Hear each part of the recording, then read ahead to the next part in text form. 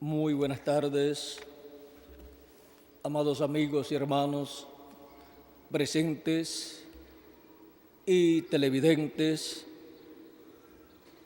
Es para mí un privilegio grande estar con ustedes aquí en Puerto Rico y también en todos los países de la América Latina y el Caribe a través del satélite, para compartir con ustedes unos momentos de compañerismo alrededor de la palabra de Dios y su programa correspondiente a este tiempo final.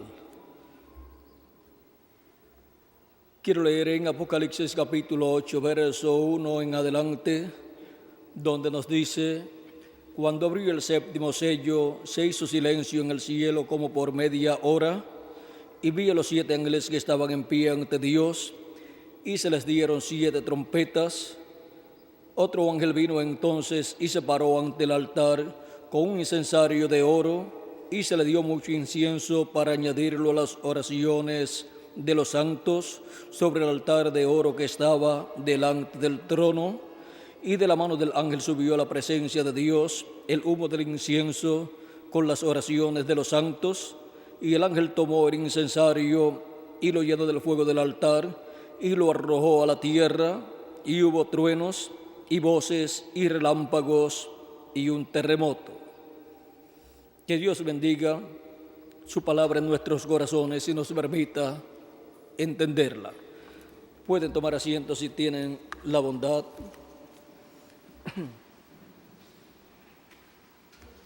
Dice aquí lo que sucedió en el cielo cuando el séptimo sello fue abierto. El séptimo sello y la conclusión del programa de Dios. Ese es nuestro tema para esta ocasión, en donde espero Dios nos permita ver lo que se aproxima para la raza humana bajo este gran evento contenido bajo este séptimo sello cuando es abierto en el cielo. Todo esto que ocurre aquí podemos ver que es en el cielo, y que este ángel que ministra aquí con el incensario de oro está ministrando ¿dónde? En el cielo, en el templo que está en el cielo, y siendo que toma el incensario de oro,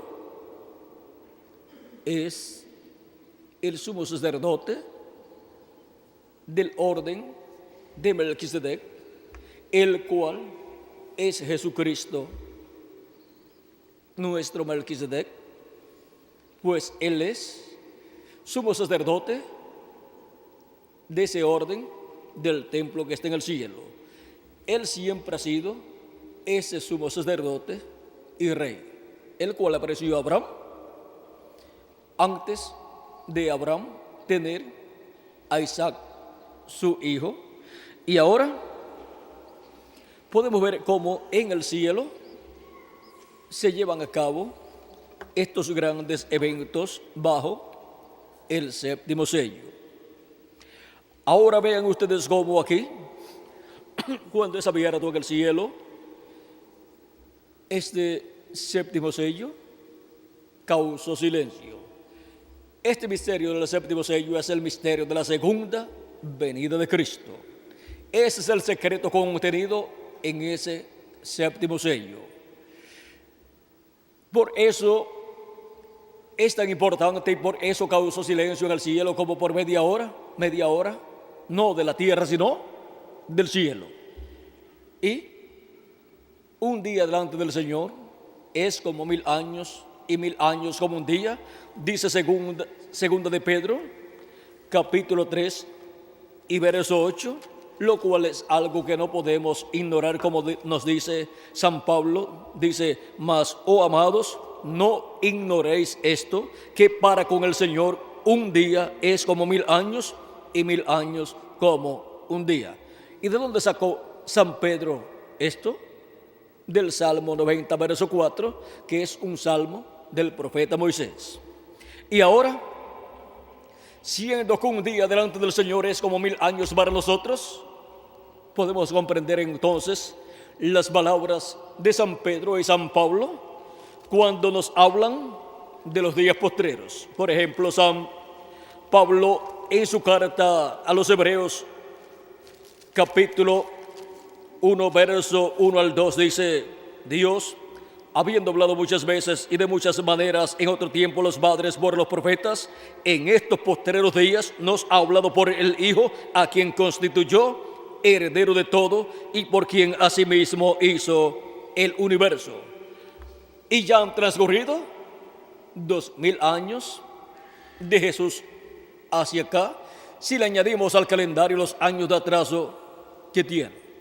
Y San Pablo se equivocaría diciendo que aquellos días en que apareció Cristo y predicó eran los días postreros. No se equivocó. Vamos a ver por qué. Eran los días postreros. Y todavía estamos en los días postreros. San Pedro también, hablando de los días postreros en el capítulo 2 y verso 14 del libro de los Hechos, esto sucedió el día de Pentecostés, dice: cuando todos pensaban que estaban borrachos, o muchas personas pensaban que estos 120 discípulos de Jesucristo estaban borrachos, porque les oían hablar en los idiomas de aquellas personas que estaban allí presentes, que habían venido de otras naciones a adorar allí a Dios en Jerusalén, pues eran hebreos aquellas personas y otros eran convertidos al judaísmo. Y ahora encontramos que los escuchaban a estos 120 creyentes en Cristo que habían nacido de nuevo allí el día de Pentecostés. Los encontramos hablando en las maravillas de Dios en otros idiomas, y la gente preguntaba, muchos preguntaban: ¿qué significa esto? ¿No son todos estos que hablan galileos? Porque decían: ¿no son galileos? Porque cada persona, por la forma de hablar y por la forma de vestir, se puede saber de qué territorio son. Y ahora, no son todos estos galileos los que hablan, porque les escuchamos hablar en nuestro propio idioma, en el cual hemos nosotros nacido. Las maravillas de Dios las están hablando en esos otros idiomas. Pues allí estaba el intérprete, el Espíritu Santo, que es el que conoce todos los idiomas. Pues estos discípulos de Jesucristo quizás no conocían muy bien ni el propio hebreo, quizás no conocían toda la gramática, ni pronunciaban muy bien su propio idioma, pero ahora están hablando en otros idiomas. ¿Qué significa esto? ¿No dijo Dios que hablaría en otras lenguas y en lengua de tartamudos? Ahora, vean ustedes, se preguntaban: ¿qué significa esto? Y otros, burlándose, porque nunca faltan los burladores cuando Dios está cumpliendo sus promesas, decían: están borrachos. Y Pedro dice: entonces Pedro, poniéndose en pie con los 11, alzó la voz y les habló diciendo: varones judíos y todos los que habitáis en Jerusalén, esto os sea notorio y oíd mis palabras, porque estos no están ebrios como vosotros suponéis, puesto que es la hora tercera del día, o sea, de 8 a 9 de la mañana. Estaban en la cuarta vigilia. En la cuarta vigilia recibieron el bautismo del Espíritu Santo, o sea, recibieron el nuevo nacimiento. Ahora San Pedro va a las promesas divinas correspondientes a los días postreros y le dice a ellos con la Escritura qué es lo que está sucediendo allí. Dice: mas esto es lo dicho por el profeta Joel: y en los postreros días, dice Dios, derramaré de mi espíritu sobre toda carne, y vuestros hijos y vuestras hijas profetizarán, vuestros jóvenes verán visiones y vuestros ancianos soñarán sueños. Y de cierto sobre mis siervos y sobre mis siervas en aquellos días derramaré de mi espíritu y profetizarán. Y desde el día de Pentecostés hacia acá, Dios ha estado derramando de su Espíritu Santo sobre toda carne, o sea, sobre toda persona que ha creído en Cristo como su Salvador, ha lavado sus pecados en la sangre de Cristo y ha recibido su Espíritu Santo. Y así ha recibido el nuevo nacimiento. Así ha recibido un cuerpo teofánico de la sexta dimensión y así ya tiene las primicias del Espíritu, que es el cuerpo teofánico de la sexta dimensión, para en el día postrero obtener también, en adición al cuerpo teofánico de la sexta dimensión, recibir un nuevo cuerpo físico, el cual es eterno, glorificado y también inmortal. Ahora, esto es para los que hayan recibido el nuevo nacimiento, no es para toda persona. Primero hay que creer en Jesucristo como nuestro Salvador y lavar nuestros pecados en la sangre de Cristo y recibir su Espíritu Santo, o sea, recibir el nuevo nacimiento. Y ahora, ¿para cuándo dice San Pedro que Dios prometió que derramaría de su Espíritu Santo sobre toda carne? Para los postreros días. Y está derramando de su Espíritu Santo sobre toda carne desde el día de Pentecostés hasta este tiempo final. Miren, los discípulos de Jesucristo no habían nacido de nuevo y Jesucristo había dicho que era necesario nacer de nuevo. Y sus propios discípulos no habían nacido de nuevo. Pero Jesucristo les dijo: yo tengo que ir para que venga el Consolador, el Espíritu Santo, porque si no me voy, Él no puede venir. Él habló de la venida del Espíritu Santo, del Consolador, el cual efectuaría el nuevo nacimiento en las personas. Y eso fue lo que sucedió el día de Pentecostés. Allí nacieron 120 personas en el reino de Dios. Fueron los primeros que nacieron de nuevo en el reino de Dios. Por eso son bienaventurados. Y ahora, vean ustedes cómo de aquel tiempo hacia acá han estado haciendo millones de hijos e hijas de Dios en el reino de Dios. ¿Por qué? Porque esa es una promesa divina para los días postreros. Y ahora, ¿qué son entonces los días postreros? Pues los días postreros, siendo que un día delante del Señor es como 1000 años para nosotros, los días postreros comenzaron cuando Jesucristo estaba en esta tierra. Cuando Jesucristo tenía de 4 o de 3 a 7 años de edad, comenzó el quinto milenio. Y el quinto milenio es el primero de los días postreros delante de Dios para los seres humanos. Un día delante de Dios para los seres humanos es un milenio. Y ahora comienzan los días postreros cuando Jesucristo está aquí en la tierra, comenzando así el quinto milenio, que es el primero de los días postreros delante de Dios. Y los días postreros delante de Dios son el quinto milenio, sexto milenio y séptimo milenio para los seres humanos. Y de Jesucristo hasta este tiempo en el cual vivimos ya han transcurrido 2000 años para la raza humana. Pero delante de Dios, ¿cuántos días han transcurrido? Solamente 2 días. Pero para los seres humanos, 2000 años. Si le añadimos al calendario los años de atraso que tiene, y ya estamos en el séptimo milenio, que es el día postrero delante de Dios. Y es para el día postrero delante de Dios que el séptimo sello es abierto en el cielo. Es para el día postrero que entran los últimos escogidos de Dios al cuerpo místico de Cristo. Y es para el día postrero que Cristo estará revelándose en medio de su iglesia por medio de su ángel mensajero.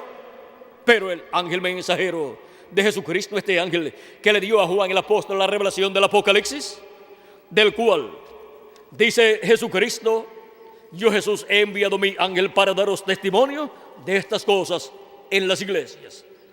Él es el enviado de Jesucristo para dar testimonio del libro del Apocalipsis. Hay muchas personas que hablan del libro del Apocalipsis, pero no saben que el ángel enviado por Jesucristo para dar testimonio de este libro, de esta revelación contenida en el libro del Apocalipsis, es el ángel del Señor Jesucristo. Dice la revelación de Jesucristo que Dios le dio para manifestar a sus siervos las cosas que deben suceder pronto, y la declaró enviándola por medio de su ángel a su siervo Juan. ¿Quién es el que viene con esta revelación apocalíptica? El ángel de Jesucristo.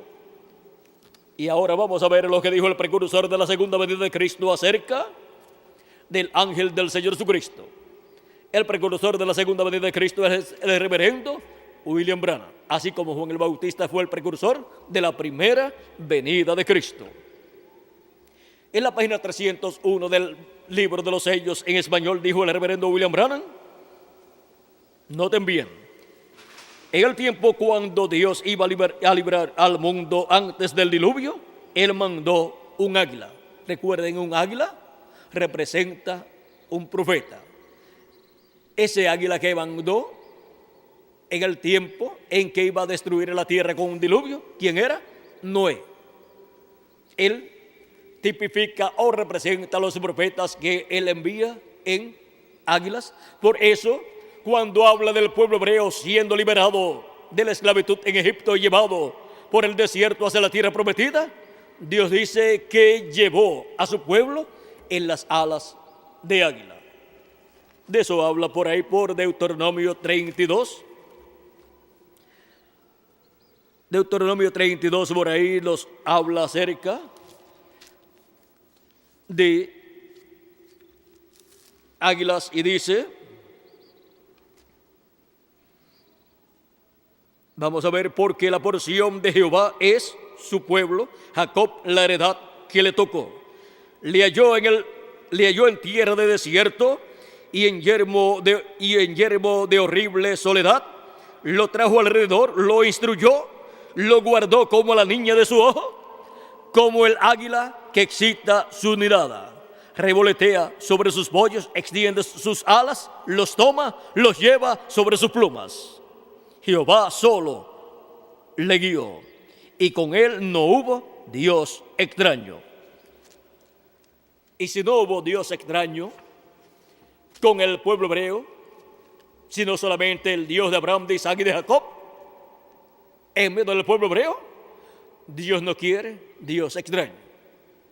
Por eso, solamente habrá una sola fe para el reino milenial, una sola forma de creer en Dios. En palabras más claras, habrá solamente una religión.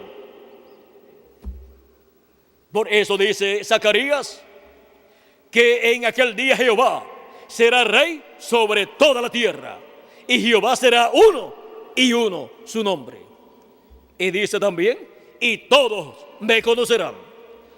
Y para el Israel celestial y también el Israel terrenal, hay grandes promesas para este tiempo final. Dios se tornará al pueblo hebreo conforme a sus promesas. ¿Pero para qué tiempo? Para el día postrero, que es el tercero de los 3 días postreros. Ahora vamos a ver en Oseas capítulo 6, una profecía muy importante que hay para el pueblo hebreo. También las profecías de Zacarías contiene grandes bendiciones para el pueblo hebreo. Por ejemplo, contiene el ministerio de los olivos y de los 2 candeleros, las 2 ramas de olivo, una a la derecha y otra a la izquierda del candelero o candelabro. Y cuando el profeta Zacarías le pregunta a Dios qué son estos 2 árboles de olivo, estos 2 olivos y estas 2 ramas de olivo, le pregunta, ¿y no sabes lo que es esto? Y él dice, no, Señor mío. Y le fue dicho, estos son los 2 ungidos que están delante de la presencia de Dios. Delante de la presencia de Dios en el cielo, para ser manifestados, ¿dónde? Aquí, en la tierra, en el tiempo final. Por eso Apocalipsis capítulo 11 es el cumplimiento de los 2 olivos y 2 candeleros y 2 ramas de olivo de Zacarías capítulo 4. ¿Y qué son estos dos olivos en Apocalipsis capítulo 11? Son los ministerios de Moisés y de Elías repitiéndose aquí en la tierra. Y así como el ministerio de Elías se repitió en Eliseo, luego se repitió por tercera vez en Juan el Bautista y luego por cuarta vez en el reverendo William Branham, por quinta vez estará repitiéndose en el día postrero en el ángel del Señor Jesucristo, que es el profeta mensajero de la dispensación del reino, que es la séptima dispensación. Y el ministerio de Moisés estará repitiéndose en el día postrero también en el ángel del Señor Jesucristo por segunda vez. Cuando Dios promete enviar de nuevo un profeta que ya envió en el pasado, es el ministerio de aquel profeta y el Espíritu de Dios que estaba en aquel profeta viniendo en otro profeta. Así ha sido el ministerio de Elías cada vez que ha sido manifestado. Y así es para también el ministerio de Moisés para el día postrero bajo el ministerio de los olivos de Apocalipsis capítulo 11, verso 3 en adelante. Y ahora, esos son los dos olivos que están delante de la presencia de Dios. Y ahora en el templo que está en el cielo, esos dos olivos son Gabriel y Miguel.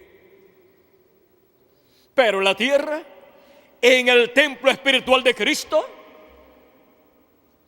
son los ministerios de Moisés y Elías repitiéndose en el ángel del Señor Jesucristo, respaldados por los arcángeles Gabriel y Miguel.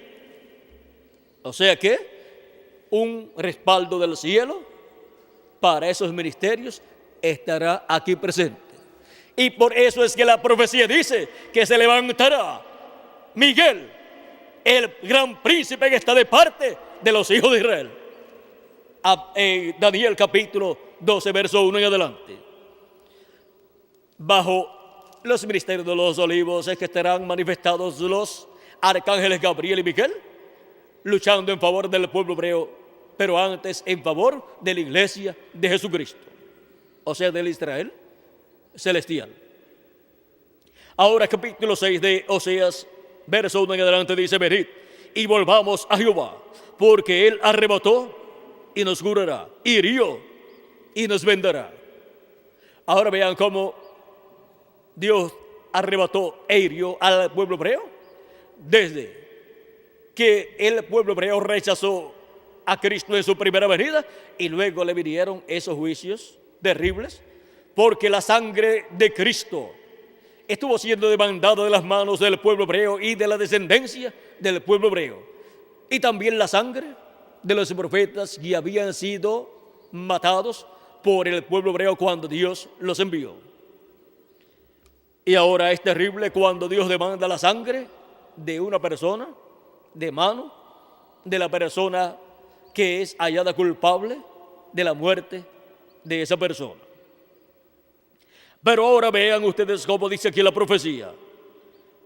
Dios arrebató, porque él arrebató y nos curará, hirió y nos vendará, nos dará vida después de 2 días. En el tercer día nos resucitará y viviremos delante de él, y conoceremos y proseguiremos en conocer a Jehová. No basta con el conocimiento que el pueblo hebreo ha tenido durante la dispensación de la ley, y no basta con el conocimiento que ha tenido hasta el presente. Dice: conoceremos y proseguiremos en conocer a Jehová. Y Zacarías dice: y todos me conocerán, porque yo mismo que hablo estaré presente. Estará presente en el cumplimiento de la venida del Mesías. Y todos conocerán el misterio de la venida del Mesías. O sea que el conocimiento del pueblo hebreo aumentará. Proseguiremos en conocer a Jehová. Ahora, vean lo que dice: como el alba está dispuesta a su salida. Como el alba. ¿Y cómo es el alba? Comienza con un poquito de claridad. En la madrugada, cuando está rayando el alba, va aumentando. Está la estrella de la mañana, que representa al Mesías, representa a Cristo. Cristo dijo: al que venciere yo le daré la estrella de la mañana. Apocalipsis capítulo 2, verso 28. Y Apocalipsis capítulo 22, verso 16 dice: yo soy la estrella resplandeciente de la mañana. Así dice Jesús. Y ahora, primero aparece como la estrella resplandeciente de la mañana. Esto es cuando todavía no ha amanecido por completo, pero ya está ahí presente como la estrella resplandeciente de la mañana. Y su mensaje es que ya un nuevo día dispensacional está rayando, está levantándose. Y un nuevo día milenial también. Y un nuevo día dispensacional también. Como el alba está dispuesta a su salida. Ahora al principio, que comienza el alba a esclarecer, se ven algunas cosas, pero otras no se ven, no se comprenden. Una persona de momento no puede esperar entenderlo todo. Va aumentando la luz, y a medida que va aumentando la luz en la madrugada, en la mañana, pues va viendo más claramente las cosas. Pero tiene que estar consciente que está ya rayando el alba y que el sol ya está naciendo. Y uno comienza a ver por el este, comienza a ver una claridad. Y cualquier persona puede decir: esa es la luz de la luna, o esa es la luz de alguna ciudad que está por ese lugar. Pero el que sabe, mira el reloj y dice: ya es hora de que el sol comience a alumbrar, comience a salir. Por lo tanto, yo miro hacia el este, porque por el este es que sale el sol, y por el este es que nace el sol, por el este es que raya el alba. Así es que yo miro hacia el este, porque por el este sale el mensajero del este. El mensajero del este es el sol. Y por el este también se ve la estrella de la mañana anunciando que ya un nuevo día está rayando. Y ahora Cristo ha estado manifestado de edad en edad en sus mensajeros de cada edad, pero ahora, como la estrella resplandeciente de la mañana, estará manifestado en el vencedor. Al que venciere, yo le daré la estrella resplandeciente de la mañana. Esa manifestación de Cristo como la estrella resplandeciente de la mañana estará ¿dónde? En el vencedor, que estará viviendo en el día postrero, cuando estará rayando un nuevo día dispensacional y un nuevo día milenial. Y ahora aparece la estrella resplandeciente de la mañana resplandeciendo, y comienza también la claridad del sol a verse por el este, o sea, la luz del este, el mensaje del este, que es el mensaje del evangelio del reino. Comienza a verse y comienza a rayar el alba, y ahí comienza el llamado de despertar para todos los hijos e hijas de Dios.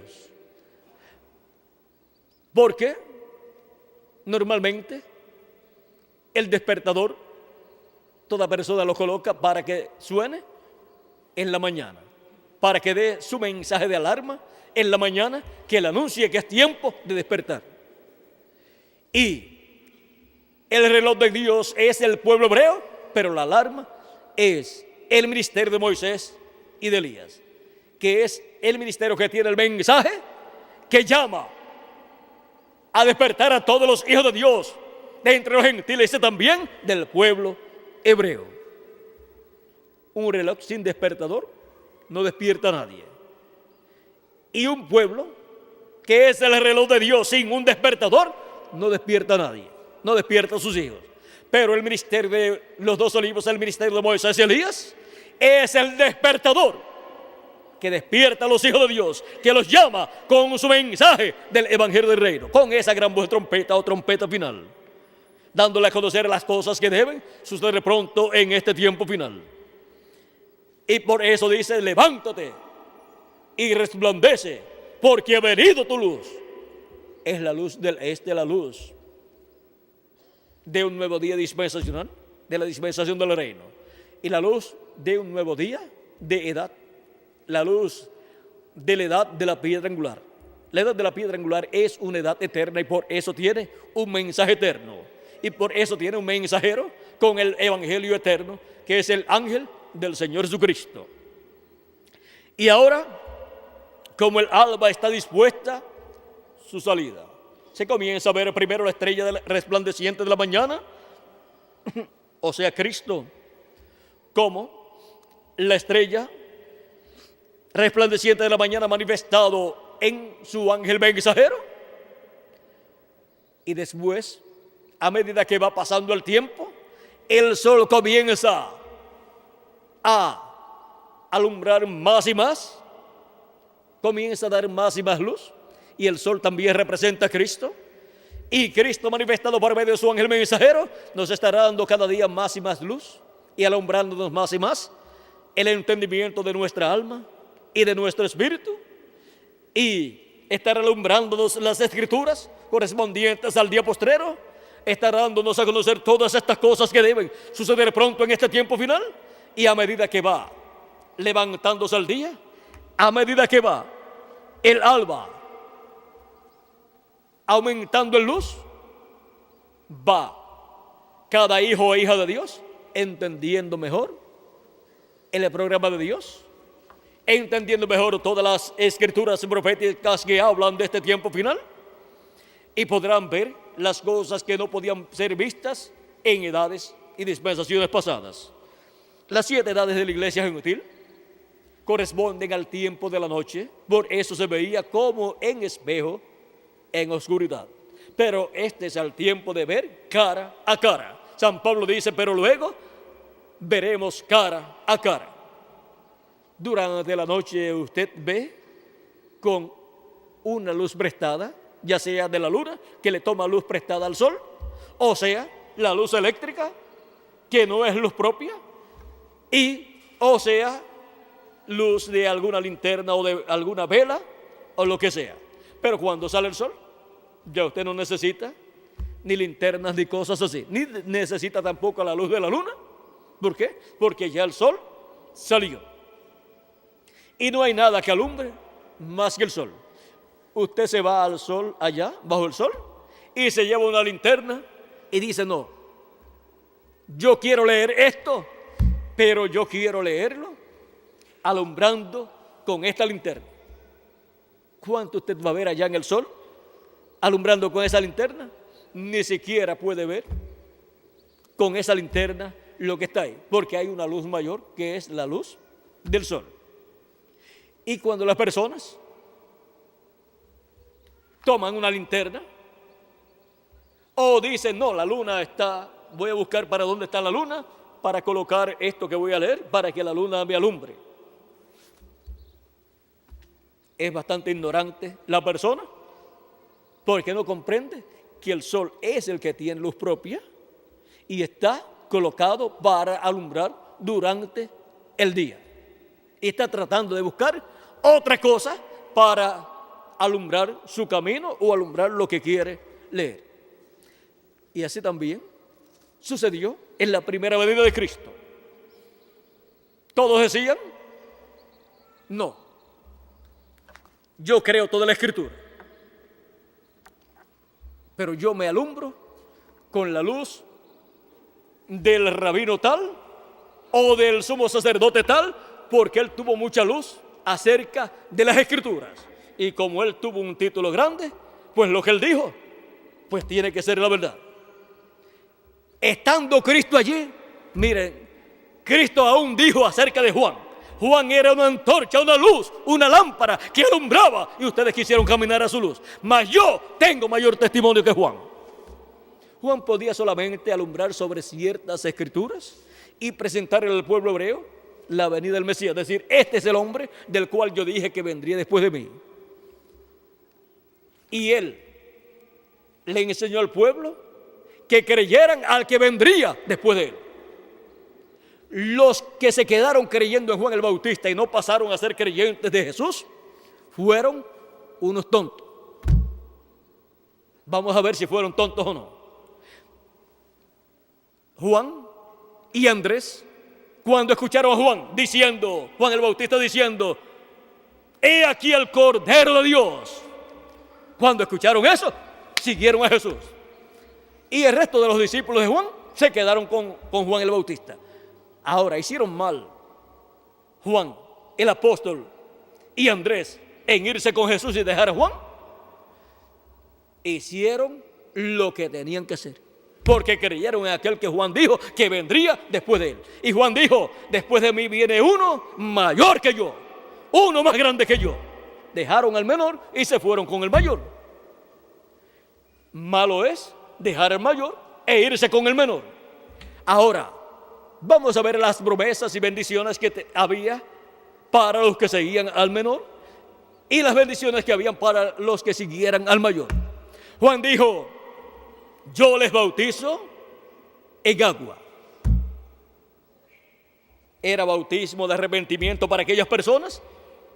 Para los que se arrepentían los bautizaba en agua. Pero dijo, pero después de mí viene uno que les bautizará con Espíritu Santo y fuego.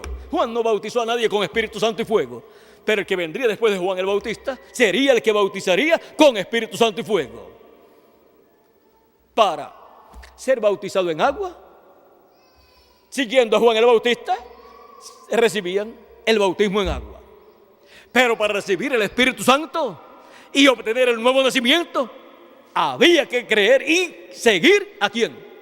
A Jesucristo, el cual bautizaría con Espíritu Santo y fuego. Y ahora encontramos que en el tiempo de Juan el Bautista y Jesús hubo dos grupos creyentes en las profecías de aquel tiempo. Unos con luz hasta Juan el Bautista. No podían ver más allá de Juan el Bautista. Y las cosas que Juan el Bautista decía que vendrían después de él, y el hombre que vendría después de él, estando en medio de ellos, los discípulos de Juan el Bautista no lo podían ver, estando en medio de ellos. Juan decía, en medio de vosotros está uno, el cual vosotros no conocéis. Y aún los discípulos de Juan el Bautista ni lo conocían. Era primo de Juan el Bautista, según la carne. Juan, cuando lo presentó, dijo, he aquí el Cordero de Dios que quita el pecado del mundo. Y también dijo, yo no lo conocía, pero el que me mandó a bautizar me dijo, sobre aquel que tú veas al Espíritu Santo descender en forma de paloma, ese es él. Y yo le vi y he dado testimonio de él. Y ahora los que siguieron a Juan el Bautista y no siguieron a Jesús, ¿qué le sucedió? Ahora vean ustedes, la promesa de nacer de nuevo, de recibir el Espíritu Santo, era para ¿quiénes? Para los que siguieran al precursado. Los que seguían al precursor llegaban hasta el bautismo en agua. Y tenían las promesas de uno que vendría después de Juan el Bautista, el cual les bautizaría con Espíritu Santo y fuego. Pero no podían recibir ese bautismo del Espíritu Santo y fuego y obtener el nuevo nacimiento hasta no verlo y recibirlo. Si no lo reconocían, nunca iban a recibir el bautismo del Espíritu Santo y fuego. Hubo dos grupos, el de Juan y el de Jesús. Y le vienen a Juan con el cuento, a ver si lo ponían celoso. Mira, ahora aquel del cual tú diste testimonio, ahora a él le siguen más personas que a ti y bautiza más personas que tú. Juan el Bautista dice, a él le conviene crecer y a mí menguar. Los que se quedaron con Juan, se quedaron con el que iba menguando. Los que se fueron con Jesús, se fueron con el que iba creciendo. Y ahora, ya cuando Juan está en la cárcel, le envía dos de sus discípulos a Jesús para preguntarle, ¿eres tú aquel que había de venir o esperaremos a otro? Porque si Jesús no era aquel que había de venir, del cual Juan había dicho: después de mí viene uno, del cual yo no soy digno de desatar la correa de su calzado. Entonces Juan el Bautista tampoco era el precursor de la primera venida de Cristo. Y entonces todo lo que había anunciado Juan y lo que había hecho estaba perdido. Pero Jesús, sabiendo que Juan era profeta y sabiendo que lo había enviado delante de él, porque Jesús es el ángel del pacto, el cual había enviado su mensajero delante de él, sabiendo que Juan conocía las promesas mesiánicas, las cosas que haría el Mesías en su venida, comienza a sanar a unos enfermos y abrir los ojos a los ciegos, a echar fuera demonios y a predicar. Y le dice: vayan a Juan y digan lo que ustedes han visto. Los cojos andan, los ciegos ven, y a los pobres es predicado el evangelio. No tenía Jesús que decirle: digan a Juan que yo soy el Mesías. No, porque toda persona y todo ministro por la Escritura tiene que saber las cosas que están prometidas que el Mesías hará en su venida. Ahora no las va a hacer todas a la misma vez. Unas son primero, otras van después y otras van al final. Y ahora, cuando le llevan la noticia a Juan de las cosas que Jesús está haciendo, Juan tiene que comparar esas cosas que Jesús está haciendo con las que el profeta Isaías en el capítulo 61 dice que hará el Mesías. Y las cosas que haría el Mesías en su primera venida son mencionadas por el mismo Jesús en San Lucas capítulo 4, cuando él tomó esa escritura de Isaías y dijo en el capítulo 4, verso 18 en adelante: el Espíritu del Señor está sobre mí, por cuanto me ha ungido para dar buenas nuevas a los pobres. ¿A predicar a quiénes? A los pobres. Siempre la mayor parte de las personas dicen: si a los ricos se les está predicando y ellos están creyendo, eso es de Dios. Pero miren, aquí dice: para predicar a quiénes, las buenas nuevas a quiénes, a los pobres.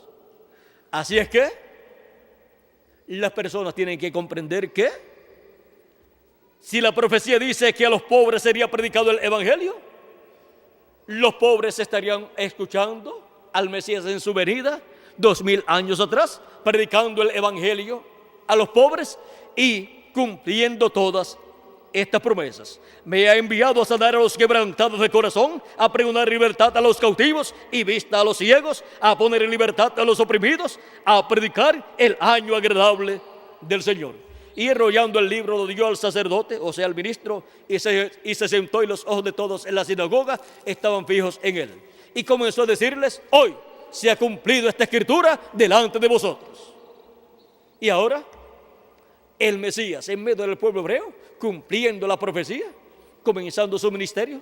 Vean, no podían decir: no, la escritura dice: horadaron mis manos y mis pies, que me muestre sus manos y sus pies. Eso era para el final de su ministerio. Y ahora, ¿creen ustedes que todo el mundo dijo: gloria a Dios, que tenemos al Mesías presente? No, señor.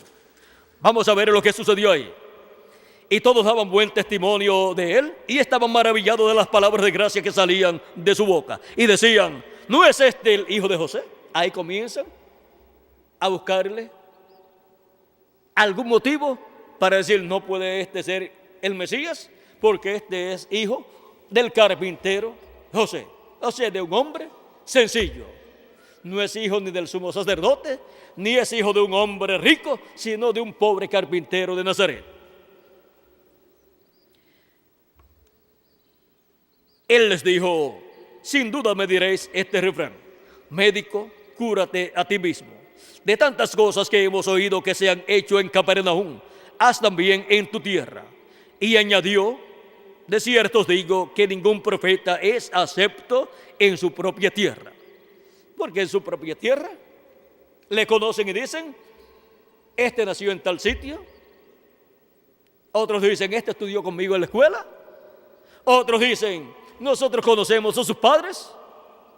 Y así por el estilo. Y luego dicen, no puede este que nosotros conocemos ser un profeta, y menos ser el Mesías. Y en verdad os digo que muchas viudas había en Israel en los días de Elías, cuando el cielo fue cerrado por 3 años y 6 meses, y hubo una gran hambre en toda la tierra. Pero a ninguna de ellas fue enviado Elías, sino a una mujer viuda en Sarepta de Sidón. Muchos leprosos había en Israel en tiempos del profeta Eliseo, pero ninguno de ellos fue limpiado, sino Naamán el sirio. Al oír estas cosas, todos en la sinagoga se llenaron ¿de qué? De ira. Y no habían ido a la sinagoga a adorar a Dios y a ir en paz para servir a Dios. Y ahora, porque Jesús les predica estas cosas tan sencillas, se llenan de ira. Mire, vamos a la iglesia para ser llenos de amor los unos para con los otros, y no llenos de ira los unos para con los otros. Pero ellos se llenaron de ira contra Jesús. Y levantándose, todos los que estaban en la sinagoga, y levantándose, le echaron fuera de la ciudad y le llevaron hasta la cumbre del monte sobre el cual estaba edificada la ciudad de ellos, para despeñarle. O sea, pensamientos criminales. Y hasta lo último, después ya pidieron su muerte y fue crucificado. Pero esto no era nuevo. El pueblo hebreo ha hablado mucho del profeta Moisés, y Moisés es nuestro profeta, pero los que vivieron en el tiempo de Moisés quisieron apedrearlo por 10 veces. Así es que podemos ver que a Jesús también trataron de matarlo en muchas ocasiones, comenzando su ministerio. Si mencionamos todas las veces que trataron de matarlo, quizás encontraríamos igual cantidad o mayor cantidad o más o menos, pero siempre estaban pensando en matar a Jesús. Y para colmo, los sacerdotes, incluyendo al sumo sacerdote. ¿Y cómo puede ser eso? Que personas que profesan la fe en Dios y que profesan amar a Dios estén pensando matar a Jesús, a un profeta, porque ellos no están de acuerdo con él y porque él enseña la palabra de Dios tal y como corresponde para ese tiempo, y ellos no están dispuestos a dejarse alumbrar con la luz de Cristo, el sol de justicia, la luz del mundo. Y dicen, no, nosotros tenemos nuestras propias interpretaciones. Sí, tenían sus propias linternas alumbrando las escrituras y diciendo, esto significa tal y tal y tal cosa. Y así decían muchos doctores en divinidad de los fariseos. Pero esas mismas escrituras podían los saduceos decir, alumbrando con su linternita teológica, esto significa tal y tal y tal cosa. Y aún por contradecir a lo que creían los fariseos, decir contrario a lo que ellos creían. Por ejemplo, en la resurrección. No creían en resurrección los saduceos, según dice la escritura. Y tampoco creían en ángeles. Y la ley fue dada por comisión de ángeles. Y Dios se resucitó en el Antiguo Testamento a diferentes personas también. Y no creían en resurrección ni en ángeles. ¿Y cómo puede ser posible que ese sea una persona religiosa y que aún se obtenga un nivel alto, tanto en ministerios de una religión, y no se crea ni en resurrección ni en ángeles? O sea que donde estaban los mayores incrédulos era en la misma religión como grandes líderes religiosos. Con razón ni creyeron en Jesucristo el Mesías que le había sido prometido. Esa fue la mayor incredulidad de los líderes de aquel tiempo, en su mayoría. Digo en su mayoría porque algunos creyeron en Jesús. No todos fueron tan incrédulos. Nicodemo creía en Jesús, Gamaliel también, José también, de Arimatea, y otros también creían. Pero usted sabe, cuidándose de que no fueran a señalarlos como que eran completamente seguidores de Jesucristo, porque perdían su posición en el concilio del Sanedrín o en alguna posición de la religión hebrea o posición social o económica que tenían en aquel tiempo. Algunos se cuidaban, pero sabían que Jesús era el Mesías. Dice que muchos de los príncipes de Israel creían en Jesús, pero por la gloria humana, no. Lo declaraban abiertamente por no perder esa posición que ellos tenían. Pero uno tiene que ser sincero con Dios y con uno mismo y con los demás. O cree o no cree. Uno tiene que ser tan sincero con Dios y con uno mismo que uno debe estar dispuesto a morir por lo que cree. Como estuvieron dispuestos a morir los profetas del Antiguo Testamento, el mismo Jesucristo y los discípulos del Señor Jesucristo, sin negar a Jesucristo. Ahora, vean ustedes cómo aquí en este pasaje que hemos leído, cuando Jesucristo les da las buenas nuevas de que ya el Mesías está en la tierra y les muestra por las Escrituras que esa promesa mesiánica de Isaías 61, el ungido con el Espíritu de Dios para predicar el año de la buena voluntad de Jehová, está en la tierra y se está cumpliendo esa escritura en medio del pueblo hebreo a través de él. Vean ustedes, eso fue un escándalo para ellos y trataron de matarlo, en vez de decir gloria a Dios. El Mesías está con nosotros y es uno de nuestra ciudad. Qué privilegio tan grande nos ha dado Dios aquí en Nazaret, que el Mesías esté viviendo en Nazaret y que de Nazaret, de aquí, salga el Mesías, aunque no haya nacido en Nazaret, sino en Belén de Judea, pero se ha criado aquí. Por lo tanto, lo hemos hecho ciudadano honorario u honorífico de nuestra ciudad. Pero trataron de matarlo. Es muy triste para una ciudad y para una nación o para una persona rechazar el cumplimiento de lo que ha estado esperando por días, meses, años, cientos de años o miles de años.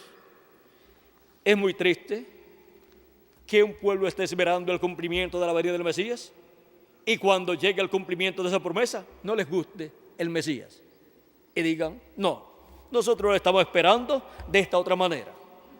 Pero vino tan sencillo, miren, un rey, el rey de Israel, ser un obrero de la construcción, el diseñador,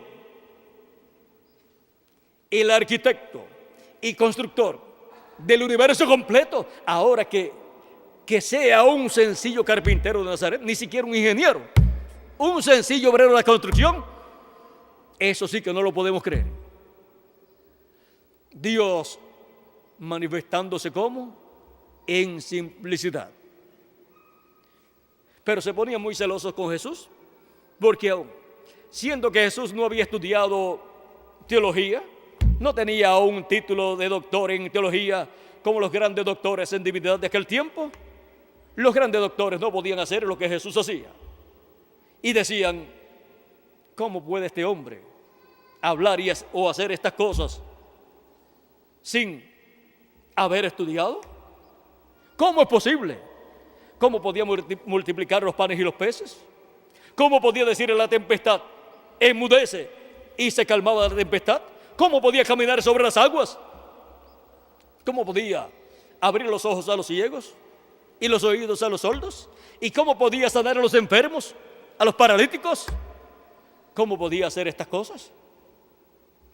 Eso no se obtiene por doctorados en teología. Eso se obtiene por la unción del Espíritu de Dios, porque es el Espíritu de Dios el que hace esas cosas. Así es que no dependía Jesús de la sabiduría humana, sino de la manifestación del Espíritu de Dios que estaba en él. Y ahora se llenaban de celo porque ellos, con los grandes títulos que tenían, no podían hacer las cosas que Jesús hacía. Y decían, si lo dejamos, el pueblo completo los va a seguir. Eso está en la Escritura. Y decían, hay que acabar con este hombre. En vez de decir, hay que ayudar a este hombre, porque Dios lo ha enviado con esa bendición grande prometida para el pueblo hebreo.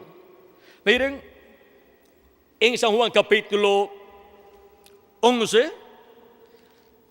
verso 47 en adelante dice, entonces los principales sacerdotes y los fariseos reunieron el concilio y dijeron, ¿qué haremos?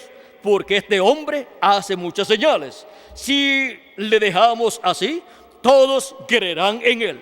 Y vendrán los romanos y destruirán nuestro lugar santo y nuestra nación. Pensando más en las cosas materiales. Y aún vean ustedes, más adelante vinieron los romanos, el general romano Tito, y destruyó el templo y destruyó la ciudad. Como quiera, iba a ser destruida la ciudad y el templo. Así es que ellos pensaron en la destrucción, y la destrucción solamente podía venir si rechazaban al Mesías. La forma de evitar que fuera destruida Jerusalén y el templo era recibiendo al Mesías. Entonces Caifás, uno de ellos, sumo sacerdote aquel año, les dijo, vosotros no sabéis nada, ni pensáis que nos conviene que un hombre muera por el pueblo y no que toda la nación perezca. O sea que le estaba diciendo que convenía matar a Jesús, convenía que Jesús muriera. Esto no lo dijo por sí mismo, sino que como era el sumo sacerdote aquel año, profetizó que Jesús había de morir por la nación. Y no solamente por la nación, sino también para congregar en uno a los hijos de Dios que estaban dispersos. Así que desde aquel día acordaron matarle. ¿Y quién acordó matar a Jesús? El concilio del Sanedrín, encabezado por el sumo sacerdote. Y eso sí que es algo terrible para una religión, que el concilio de su religión, con el líder máximo a la cabeza, el sumo sacerdote, decreten, acuerden asesinar a un hombre. Y el primer mandamiento decía, no matarás. Y estaban tratando de matarlo por celos, porque tenían celos de él, y veían que todo el pueblo estaba contento y le seguía, y recibían los beneficios del ministerio de Jesús. Y ellos decían, no reinará este sobre nosotros. No les gustó como rey. Ahora, ¿no se dieron cuenta que el rey David había sido un hombre sencillo, un joven, pastor de ovejas en Belén de Judea? Y que el hijo de David, un descendiente de David, sería un hombre sencillo también. Ahora vean cómo en la historia religiosa suceden estas cosas que son inconcebibles para la mente humana. Como un líder religioso, como el sumo sacerdote, reunido con el concilio, acuerda llevar a cabo un crimen contra un hombre, un predicador, contra un profeta, Jesús de Nazaret. Esto es inconcebible, pero así fue. Y trataron de justificar ese crimen. ¿Cómo? Tratando de obtener testigos que lo acusaran y tratando de obtener evidencias de cosas que él hubiera dicho o hecho que lo colocaran como un falso profeta, porque ellos lo que deseaban era matarlo y estaban dispuestos a todo. Aún buscaron testigos falsos para justificar lo que ellos iban a hacer. Pero ya la profecía decía que el Mesías iba a morir, pero sería para juntar, congregar en uno a todos los hijos de Dios que estaban dispersos. Todo obraría para bien. Cuando Jesús dijo que iba a subir a Jerusalén y lo iban a tomar preso y lo iban a matar, Pedro le dijo: tal cosa no te vaya a suceder. Y no quería que Jesús subiera a Jerusalén. Y él le dijo a Pedro: apártate de mí, Satanás. ¿Por qué? Porque Pedro no comprendía las cosas de Dios, el programa de Dios, y estaba pensando humanamente porque amaba a Jesús. Pero toda cosa que impide el cumplimiento del programa divino no es de Dios.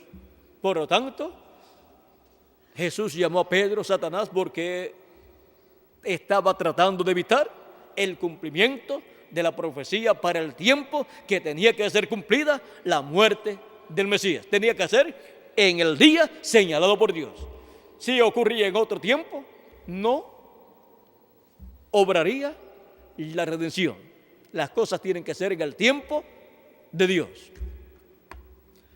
Por ejemplo, el pueblo hebreo no podía decir: yo voy a celebrar la Pascua en el mes 10º o en el mes sexto, porque ya Dios había establecido que sería en el mes 1. La muerte del Cordero Pascual tenía que ser el día 14 y durante la noche del día 15, que comenzaba en la tarde del día 14, durante la noche tenía que comerse el Cordero. No podían ellos cambiar lo que Dios ya había establecido. O sea que no era en el tiempo que las personas quisieran, sino en el tiempo que Dios había establecido. Ahora, hemos visto cómo cuando Dios cumple las promesas que Él ha hecho, no a todas las personas les gusta la forma en que Dios las cumple, pero esa es la interpretación que Dios le da a lo que Él prometió. Y cuando las cumple y las da a conocer, eso es Dios alumbrando con su luz a los hijos de los hombres para que vean el cumplimiento de esas promesas. Y esa es la interpretación de Dios. Y hay que echar a un lado las linternitas que las personas tengan. No, que yo lo entendí en esta forma porque el doctor en teología fulano de tal lo explicaba en esta forma. Eso que alumbró esa linternita ahí teológica, déjelo quietecito y búsquese el sol de justicia, que es Cristo, para que le alumbre la Escritura y le dé a conocer el sentido de estas Escrituras. Y ahora Cristo dice en Apocalipsis capítulo 4, verso 1, sube acá y yo te mostraré las cosas que han de suceder después de estas. Las cosas que han de suceder después de las que han sucedido en las 7 etapas de la iglesia gentil, Cristo ha prometido que las dará a conocer a los que suban donde Él estará en el día postrero. La iglesia del Señor Jesucristo ha tenido 7 etapas o 7 edades entre los gentiles. En este diagrama que usó el reverendo William Branham, las tenemos aquí. Esta etapa pequeña aquí marcada es la etapa de los apóstoles y luego viene esta otra más grande, que es la primera edad de la iglesia de Jesucristo entre los gentiles, la cual se cumplió en Asia Menor. Luego viene la segunda etapa entre los gentiles, que fue cumplida en Francia, y su mensajero fue Ireneo. La primera edad, y de la primera edad fue San Pablo, pero de la segunda edad fue Ireneo. Y luego viene la tercera etapa o edad de la iglesia entre los gentiles, en Francia y en Hungría, y su mensajero fue Martín. Luego viene la cuarta etapa de la iglesia de Jesucristo entre los gentiles, en Irlanda y en Escocia, y su mensajero fue Colombo. Luego viene la quinta etapa de la iglesia de Jesucristo entre los gentiles, se cumplió en Alemania, y su mensajero fue Lutero. Luego viene la sexta etapa de la iglesia de Jesucristo entre los gentiles, y se cumplió en Inglaterra, y su mensajero fue Wesley. Ahora vean, en Asia Menor se cumplió la primera edad de la iglesia gentil. En Europa se cumplieron 5 etapas o edades, y ahora la séptima edad se cumplió en Norteamérica, y su mensajero fue el reverendo William Branham. Estos ángeles mensajeros están representados en el templo que está en el cielo como las 7 lámparas de fuego que están delante de la presencia de Dios. Son los 7 espíritus de Dios que recorren toda la tierra y manifestados aquí en la tierra. El Espíritu de Dios se ha manifestado en cada uno de estos mensajeros, ha estado recorriendo la tierra desde Asia Menor hasta Norteamérica, entre los gentiles, llamando y juntando sus escogidos de cada edad y colocándolos en el cuerpo místico de Jesucristo, y construyendo así su templo espiritual, construyendo así su iglesia. Y ahora podemos ver que por medio de cada ángel mensajero, Cristo alumbró las promesas correspondientes a cada edad y dio a conocer las escrituras, las promesas de cada edad, y llamó junto a los escogidos de cada edad. Estos ángeles mensajeros son los líderes de cada edad de la iglesia gentil. Cada uno de ellos presentará a Jesucristo, el grupo de creyentes de su edad. Y luego que se ha cumplido la séptima etapa de la iglesia gentil en Norteamérica, ahora, ¿hacia dónde se ha ido el Espíritu de Dios? Cristo, hablando de la venida del Hijo del Hombre, dijo: como el relámpago que sale del oriente y se muestra en el occidente, así será la venida del Hijo del Hombre. El oriente es la tierra de Israel, que está en el Medio Oriente, donde se cumplió la primera venida de Cristo. Y ahora ha salido del oriente, recorriendo de la tierra de Israel a Asia Menor, de Asia Menor a Francia, de Francia a Hungría, de Hungría a Irlanda y Escocia, de Escocia a Alemania, de Alemania a Inglaterra, y de Inglaterra a Norteamérica, recorriendo así la tierra y creando su templo, su nuevo templo, su templo espiritual. Y ahora, después de la manifestación de Jesucristo, del Espíritu Santo, en el séptimo ángel mensajero, el reverendo William Branham, ¿hacia dónde se ha ido Cristo en Espíritu Santo? Dice que la venida del Hijo del Hombre será como el relámpago que sale del oriente y se muestra ¿dónde? En el occidente. El Hijo del Hombre en el occidente tendrá su manifestación mayor. Esa es la manifestación que verá el pueblo hebreo, así como la manifestación de la primera venida de Cristo, la venida del Hijo del Hombre en el oriente, es la que los gentiles han visto para recibir salvación. Ahora, la venida del Hijo del Hombre en el occidente es lo que verá el pueblo hebreo en el día postrero, y la iglesia de Jesucristo en el día postrero, para recibir la transformación de nuestros cuerpos.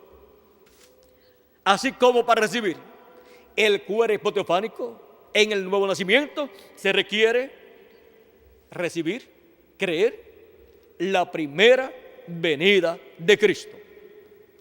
Y para recibir el cuerpo físico eterno y glorificado, se requiere ver y recibir la segunda venida de Cristo, que es la venida del Hijo del Hombre resplandeciendo en el occidente. Y ahora, ya en el occidente, en la parte norte del occidente, el occidente es el continente americano con el Caribe, En la parte norte ya se cumplió la séptima edad de la iglesia gentil, donde estuvo Cristo manifestado en su séptimo ángel mensajero precursor de la segunda venida de Cristo. Y luego, ¿en dónde estará Cristo manifestado en el día postrero? En el occidente solamente le queda Centroamérica, Suramérica y el Caribe. Para esa manifestación poderosa del Hijo del Hombre en el día postrero. Para esa manifestación como en los días de Noé.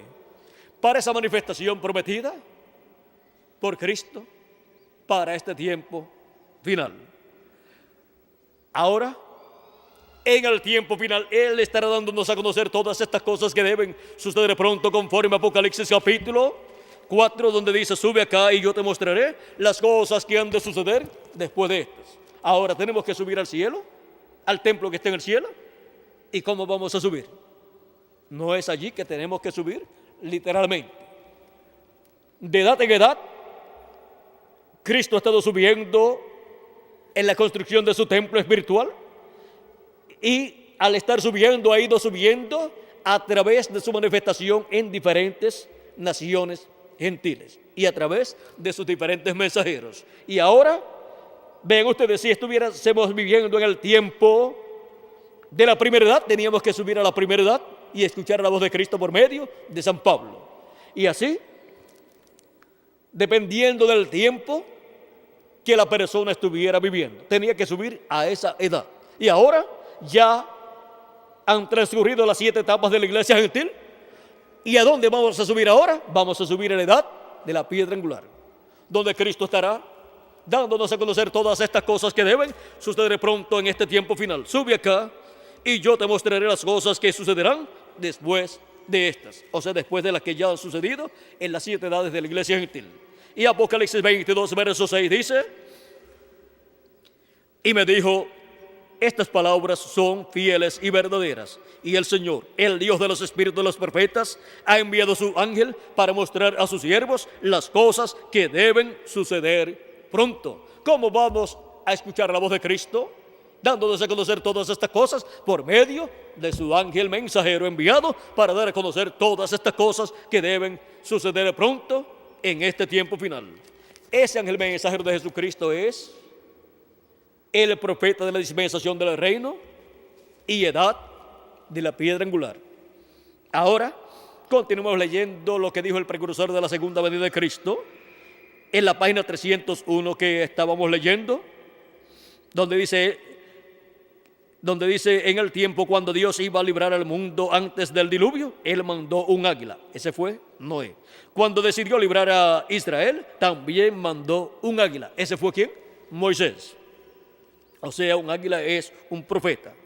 ¿No creen ustedes que cuando Juan estaba en la isla de Patmos, este mensaje era tan perfecto que aún no podía ser confiado a un ángel?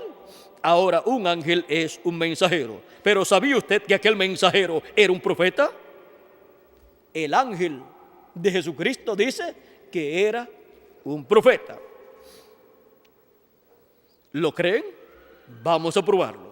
Veamos Apocalipsis 22, verso 9, para ver si no fue un águila. O sea, ese ángel de Jesús es un águila, o sea, un profeta dispensacional. Él era un ángel, un mensajero, pero era un profeta, el cual reveló Juan completamente este libro de Apocalipsis. Ahora veamos lo que Juan vio. Yo, Juan, soy el que ha oído y visto estas cosas, y después que las hube oído y visto, me postré para adorar delante de los pies del ángel que me mostraba estas cosas. Y el ángel me dijo: mira, no lo hagas. Ningún verdadero profeta recibirá adoración o mensajero alguno. Ningún mensajero alguno recibirá adoración. Ahora, sigue diciendo: porque yo soy siervo contigo, y con tus hermanos los profetas, y con los que guardan las palabras de este libro. Adora a Dios. Ahora podemos ver que este ángel de Jesucristo es un profeta. Y si es un profeta, tiene que ser enviado a una edad y a una dispensación, y con un mensaje. Ahora el libro era tan importante y es la palabra de Dios. Cuidado, cuando la palabra de Dios es revelada, tiene que ser traída por el profeta, porque solamente a él llega la palabra de Dios. ¿A quién dijo que llegaría la palabra de Dios? Profeta de medio de ti, o sea, de medio de vuestros hermanos, os levantará el Señor, vuestro Dios. O sea, profeta como Moisés. Y dice que pondrá su palabra, ¿dónde? En su boca. Esta palabra apocalíptica es colocada en la boca del ángel de Jesucristo y es traída a Juan el apóstol en estos símbolos apocalípticos. Y para el día postrero, Jesucristo dice: yo, Jesús, he enviado mi ángel para dar testimonio de estas cosas en las iglesias. Ese mismo ángel que fue enviado a Juan el apóstol es enviado a la iglesia de Jesucristo en el día postrero para darle testimonio de todas estas cosas apocalípticas que deben suceder en este tiempo final. Y ahora, por medio de ese ángel, es que se recibirá en el día postrero la revelación de todas estas cosas que deben suceder pronto. De otra forma, nadie podrá comprender estas promesas o profecías apocalípticas que corresponden a este tiempo final. Si Dios dice que envía a su ángel, no busque a otra persona. Busque ese ángel que es el enviado de Jesucristo. Porque por medio de ese ángel es que Jesucristo, el sol de justicia, estará resplandeciendo y alumbrándonos todas estas promesas apocalípticas. No trate de alumbrar con una linternita, cuando el sol de justicia, Jesucristo, por medio de su ángel mensajero, estará dándonos luz para poder ver y comprender todas estas promesas apocalípticas. Y ahora, para este tiempo final, en la obra de Cristo y la conclusión de su programa, Cristo envía a su iglesia, su ángel mensajero, lo envía a su iglesia, al Israel celestial, y luego lo enviará al Israel terrenal. Este ángel no tendrá prisa por ir al Israel terrenal. ¿Y por qué? Porque lo más grande estará ocurriendo en el Israel celestial, en la iglesia de Jesucristo. Y él tiene la comisión de, con el mensaje de la gran voz de trompeta del evangelio del reino, llamar y juntar a todos los escogidos de Dios en el día postrero, en la edad de la piedra angular. Como cada ángel mensajero de cada edad tuvo la comisión de Dios de llamar y juntar a los escogidos de cada edad, en la cual fue enviado en la manifestación del Espíritu de Cristo a través de ese mensajero. San Pablo, cuando quiso ir a Bitinia, dice que el Espíritu Santo se lo impidió y le mostró un varón macedonio diciéndole en una visión: sube acá o ven acá y ayúdanos. ¿Por qué? Porque los escogidos de Dios para la primera edad de la iglesia gentil no estaban hacia la China o hacia esos territorios, sino que estaban en Asia Menor. Y Dios no podía cumplir esa primera edad de la iglesia gentil y colocar en su cuerpo mixto de creyentes esas personas de allá, del oriente, del este, esas personas de la China, porque los que serían colocados en esa primera edad serían los de Asia Menor. Dios tiene un programa y nadie se lo puede interrumpir. Y si alguien trata de interrumpírselo, se busca problemas con Dios. Y ahora, hemos visto cómo han estado siendo llamados y juntados los escogidos de cada edad. Y ahora los escogidos de la edad de la piedra angular son llamados y juntados, ¿dónde? En la América Latina y el Caribe, para completarse el cuerpo místico del Señor Jesucristo. Y aunque esto suene para muchas personas un poco raro, para Dios no es raro. ¿Por qué? Porque la parte más importante del templo que construyó Moisés y del templo que construyó Salomón, ¿dónde estaba? En el oeste Y esa parte es el lugar santísimo del tabernáculo que construyó Moisés y del templo que construyó Salomón. Y del templo que está construyendo Jesucristo, el lugar santísimo de ese templo, que es la edad de la piedra angular, tiene que estar ¿dónde? En el occidente, en el continente americano, en la América Latina y el Caribe. Ahora ven que todo está allá en el templo que construyó Moisés y el templo que construyó Salomón, porque eso es lo que está en el templo del cielo. Y Cristo, construyendo su templo, tiene que construirlo de acuerdo al modelo dado por Dios, para que sea el templo que representa el templo que está en el cielo. Y la iglesia de Jesucristo, que es el templo de Jesucristo, representa el templo de Dios que está en el cielo. Ya no se necesita el templo de Moisés ni el templo de Salomón. Ya Jesucristo está construyendo su templo y está casi terminando la construcción de su templo. Y así como cuando Moisés terminó la construcción del templo y Salomón también la construcción del templo y lo dedicó a Dios, entró Dios en la Shequina, a la luz de la Shequina, en esa columna de fuego, entró por ese templo y llegó hasta el lugar santísimo y se asentó sobre el propiciatorio en medio de los dos querubines de oro. Y eso es lo que corresponde en el templo espiritual de Cristo, aquí en la edad de la piedra angular, en la América Latina y el Caribe. Los ministerios de los dos querubines de oro allá, en el lugar santísimo del templo que estaba allá en Jerusalén, el templo que construyó Salomón y el templo que construyó Moisés. Esos dos querubines son tipo y figura de los ministerios de Moisés y Elías en el templo espiritual de Cristo. Esta edad de la piedra angular es la edad del lugar santísimo del templo espiritual de Cristo. Por eso es que en el día posterior, cuando se concluya la construcción del templo espiritual de Cristo, cuando entre hasta el último de los escogidos de Dios en la edad de la piedra angular, luego viene ¿qué? La dedicación a Dios. Y luego viene la plenitud de Dios a ese templo, y los muertos en Cristo serán resucitados en cuerpos eternos, y nosotros que vivimos seremos transformados. Dios ha dicho que glorificará la casa de su gloria.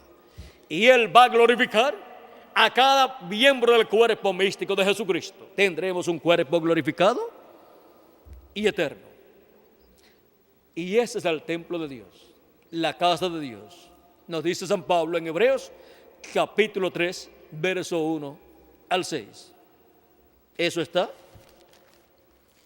claro, porque Cristo tiene ¿qué? Un nuevo templo. Cuando Él habló de la destrucción del templo de Jerusalén, está mostrando que habrá un nuevo templo. Y ese nuevo templo lo construiría un príncipe, representado en el príncipe Zorobabel, descendiente del rey David, el cual es tipo y figura de Jesucristo como descendiente del rey David.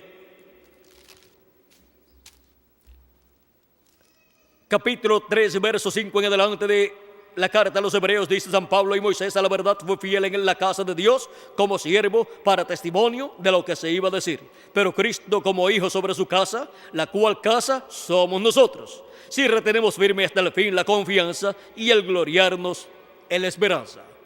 Ahora podemos ver que la iglesia de Jesucristo, compuesta por los hijos e hijas de Dios, los nacidos de nuevo, creyentes en Cristo, son la casa de Dios, el templo de Dios. Y ese templo será completado en este día postrero, será dedicado a Dios. Dios entrará en ese templo en toda su plenitud, seremos adoptados y estaremos con Cristo por toda la eternidad reinando.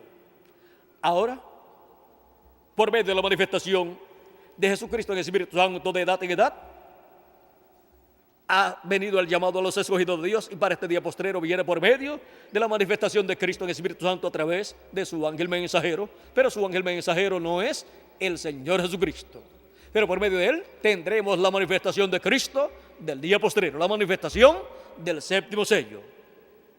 Y cuando ya estemos transformados, entonces veremos a Jesucristo en su cuerpo físico y glorificado.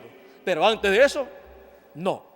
Solamente veremos la manifestación de Jesucristo en el Espíritu Santo por medio de su ángel mensajero.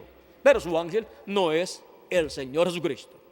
Pero Él será el instrumento de Cristo para llamar y juntar a los escogidos de Dios, porque a través de Él estará Cristo hablándole a su pueblo. Y Él será el que nos presentará delante de Jesucristo como los creyentes en el mensaje de Jesucristo de la gran voz de trompeta del día postrero, con la cual son llamados y juntados todos los escogidos de Dios, y enviará a sus ángeles con gran voz de trompeta y juntarán a sus escogidos. Ahora, cuando leemos en las Escrituras donde nos habla de los ángeles, siempre pensamos en más de una persona físicamente, como cuando la Biblia habla de Padre, Hijo y Espíritu Santo. La gente dice, ahí hay tres. Pero cuando Cristo habló de esto, cuando Felipe le dijo, muéstranos al Padre y nos basta, Jesús le dice, tanto tiempo hace, Felipe, que estoy con vosotros y todavía no me has conocido. ¿No sabes que yo estoy en el Padre y el Padre está en mí? Y el que me ha visto a mí, ¿ha visto el Padre? ¿Por qué? Porque el Padre estaba velado en carne humana. Ese velo de carne llamado Jesús solamente era la vestidura humana del Padre Celestial que estaba dentro de ese cuerpo físico. Hay otros lugares donde Jesucristo dice, el Padre y yo, una cosa somos. Por eso le decían a Jesús, tú siendo hombre, te haces Dios. Pero era siendo Dios que se hizo hombre para llevar a cabo la obra de redención. Y ahora, cuando en la Escritura encontramos que nos habla de los ángeles del Hijo del Hombre viniendo con la gran voz de trompeta para llamar y juntar a los escogidos, muchos esperan ver a los dos olivos, uno por acá y otro por allá. Y los que saben que esos ministerios de los dos olivos son los ministerios de Moisés y Elías, esperan literalmente que venga Moisés por un lado y esperan que venga Elías por otro lado, como esperaban en tiempos pasados. Y cuando vino Elías, se llamaba Juan el Bautista. Él es aquel Elías que había de venir, precursando, ¿cómo? Precursando ¿qué? La primera venida de Cristo. Y no lo conocieron. Luego, cuando vino Elías por cuarta ocasión, precursando la segunda venida de Cristo, el velo de carne se llamaba Reverendo William Marion Branham, y tampoco lo conocieron. Y cuando viene Elías por quinta ocasión, pues se llamará del nombre que le hayan puesto sus padres cuando nació ese velo de carne. Pero el ministerio será el ministerio de Elías, y en él estará también el ministerio de Moisés, y ese será el ángel de Jesucristo, en el cual estarán los ministerios de Elías, de Moisés y de Jesús. Recuerden sus ministerios, pero literalmente ni será Moisés, ni será Elías, ni será Jesús. El ángel de Jesucristo ni es Elías, ni es Moisés, ni es Jesús, sino que en él estarán los ministerios de Moisés, de Elías y de Jesús, siendo manifestados, siendo operados por el ángel del pacto, el cual estará manifestado en el ángel de Jesús.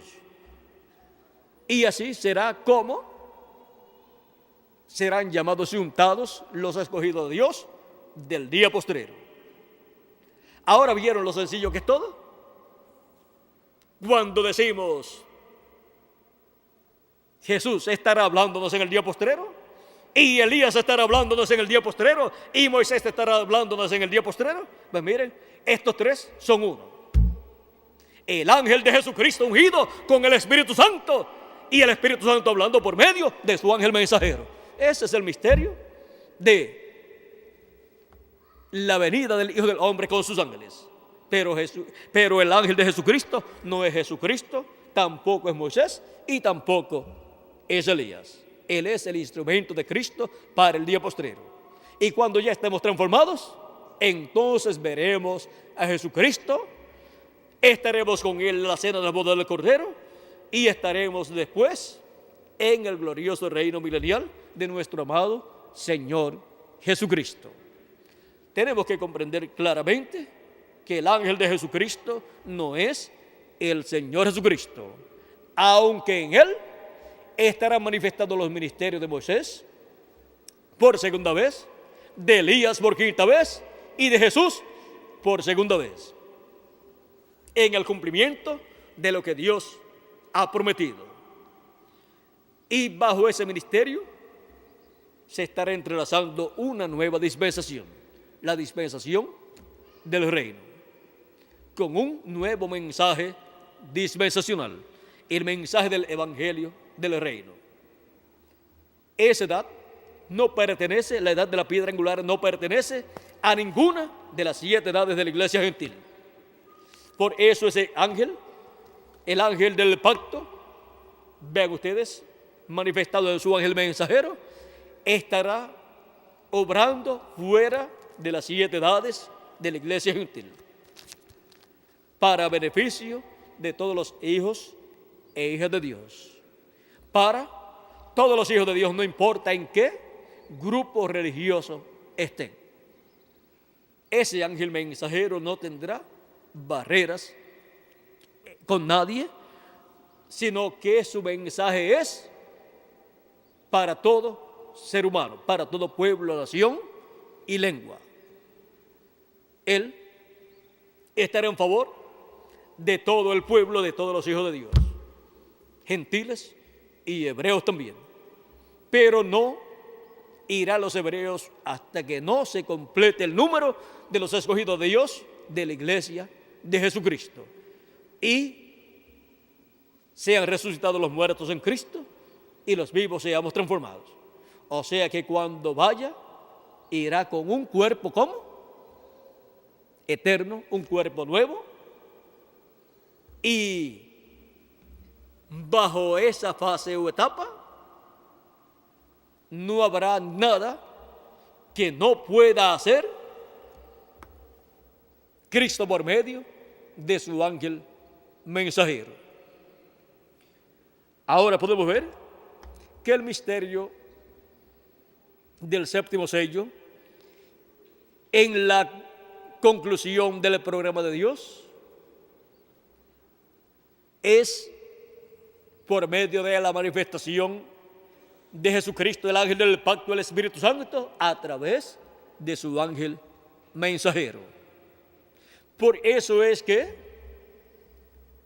será algo sencillo y también algo que no toda persona lo podrá comprender, sino aquellos a los cuales es dado conocer los misterios del reino de Dios, los cuales tienen sus nombres escritos ¿dónde? En el libro de la vida del Cordero. Por eso es que el ángel de Jesucristo no estará obligando a ninguna persona. Su mensaje es para toda persona, pero él no estará insistiéndole a nadie, cree el mensaje, sino, ahí está el mensaje, ora a Dios, léelo y pídele a Dios que te ayude a entenderlo para que recibas la bendición de Dios. Y él amará a todas las personas sin importar a qué grupo religioso ellos pertenezcan.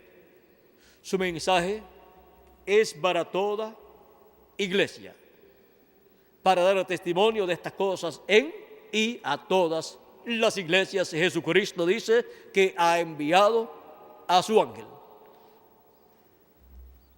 El resumen del séptimo sello y la conclusión del programa de Dios es que si encontramos a ese ángel mensajero, a ese profeta mensajero, encontraremos el ministerio de Moisés manifestado por segunda vez, encontraremos el ministerio de Elías manifestado por quinta vez y encontraremos el ministerio de Jesús manifestado por segunda vez, porque estaremos encontrando al verbo, al ángel del pacto, el cual es el Dios de Abraham, de Isaac y de Jacob, manifestado en su ángel mensajero en el día postrero, para darnos su amor y su bondad y su revelación, para ser transformados y raptados en este tiempo final. El séptimo sello y la conclusión del programa de Dios. Ha sido para mí un privilegio muy grande estar con ustedes en esta ocasión, dándoles testimonio de estas cosas prometidas para este tiempo final. Que las bendiciones de Jesucristo, el ángel del pacto, sean sobre todos ustedes y sobre mí también. Y pronto se complete el número de los escogidos de Dios y pronto todos seamos transformados y llevados a la cena de las bodas del Cordero en el cielo. En el nombre eterno del Señor Jesucristo. Amén y amén.